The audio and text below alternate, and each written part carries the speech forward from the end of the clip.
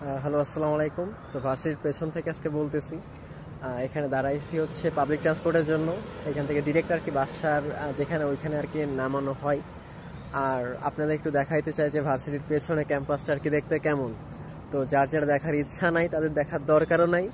যারা যারা দেখতে চান, মনে করেন যে না দেখি একটু সময় ফ্রি আছে, তো তারা চাইলে দেখতে পারেন, এইটাই আর কি।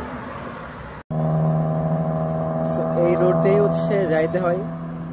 ভার্সিটির বাসও একটা যাচ্ছে, দেখা যাচ্ছে এই কোনা দিয়ে।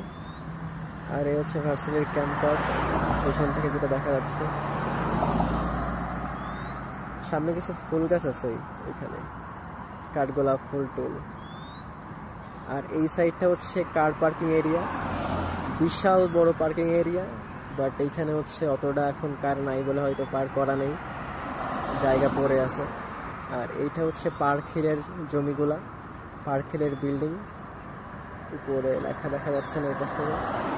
আর সামনে ওই যে একটা ছোট কাঁঠাল গাছ, এটা হচ্ছে টিপিএম কার পার্ক বলা যায় স্টেশনের নাম।